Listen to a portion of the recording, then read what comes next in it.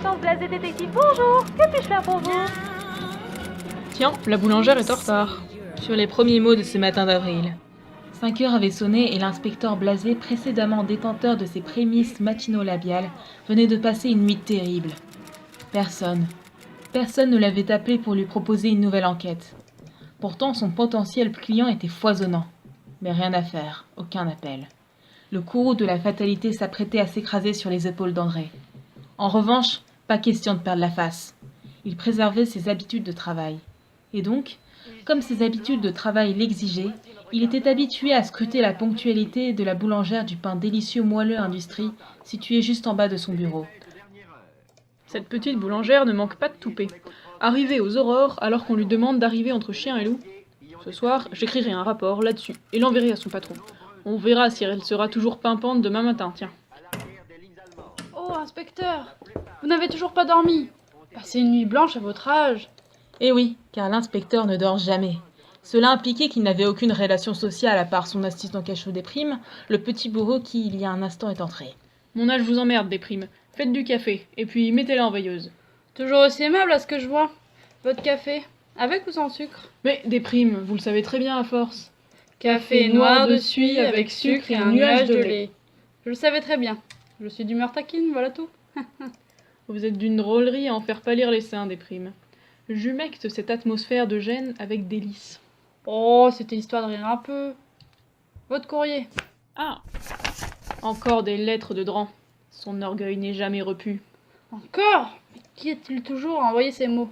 Celui-là est-il différent au moins? Non, sempiternellement le même refrain. Blaise Dran meilleur, pauvre coin. Avec toujours cette faute d'orthographe à pauvre. Je ne sais pas où il voit de haut à ce mot.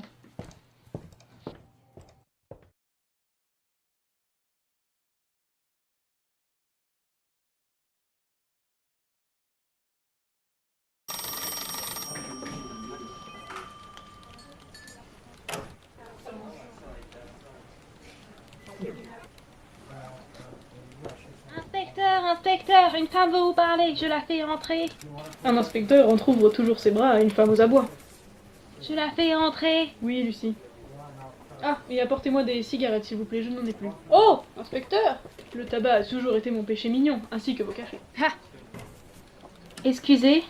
Une jeune femme, la trentaine se dessinant sur son visage, vêtue d'un séduisant cardigan pourpre, venait de s'introduire dans le bureau de l'inspecteur. Elle arborait un faciès délicat et faible, et ses pommettes rebondies étaient humides. Que puis-je faire pour vous, mademoiselle? Vous avez Écrasez des primes.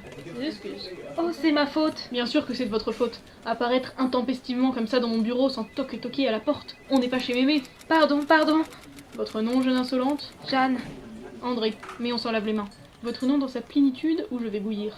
Jeanne Octavia Emmeline Delcourt. Bien. Prenez place et un biscuit. Je n'ai pas faim, merci. Ah, les femmes et leur régime.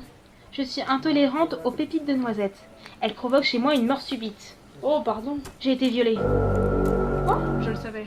Quoi? Ce foulard que vous portez au cou, sans doute pour dissimuler des marques de strangulation. J'ai froid.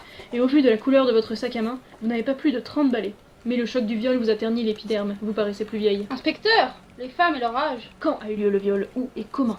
Un peu de doigté. Répondez. Boulevard Saint-Martin, vendredi 16 mars, minuit sonné. Il m'a saisi fort les poignets et m'a défloré à même le macadam. Il portait un masque. Mes bas étaient tout effilochés. Oh, assez. Quelle idée de porter des bas, à moins pour laisser le mal s'églisser plus aisément et tremper son biscuit à sa guise. Je vous ai dit que j'étais allergique aux pépites de noisettes. Alors quelle invention de porter des bas? Pour plus facilement me vider la vessie. Les collants, comme je l'ai sempiternellement dit, sont une barrière au viol. Les femmes et la mode. J'espère que vous avez tout noté, assistant. Oui, oui. Bien. Un bon inspecteur a toujours sous la main un carnet sur lequel noter. Ainsi qu'un bon assistant qui prend toutes ses notes à sa place. Miss Marple n'a pas d'acolyte que je sache, et ne me dites pas que Hastings ou Watson soit d'une quelconque utilité. Aussi utile que les bijoux du pape. Mais je forme tout de même une exception.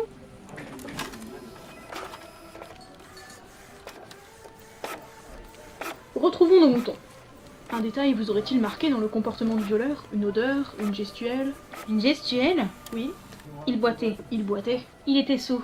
Autre chose? Il m'a parlé. Ah. Il avait un fort accent du sud. Qu'a-t-il dit? Il baragouinait. Après une bonne partie de bowling, rien de mieux que pour se dégourdir les jambes. Hé hé. Hé hé. Oui. Hé hé. Intriguant. Comme à son habitude, il leva son sourcil gauche.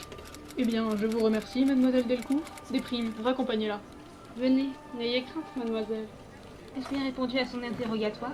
Oui, avec brio. Vous me faites rougir. Oh, si vous rougissez, je rougis aussi alors. Ou alors, vous êtes trop drôle. Oh, on ne me l'a jamais dit. Des primes! Oh, pardon, pardon. Je vous ai fait gronder et c'est faire votre temps. Un temps employé à discuter avec une femme n'est pas du temps perdu. Je me sauve, prenez soin de vous. Quel homme. Qu'est-ce qu'on fait, inspecteur? Eh bien, nous allons rendre visite à ce bon vieux bowling du boulevard Saint-Martin. Ah oui, le proprio aura bien le livre de compte avec la liste des clients. Un livre de compte avec la liste des clients? Mais ça ne se passe que dans les films policiers, assistant. Johnny, Hallyday!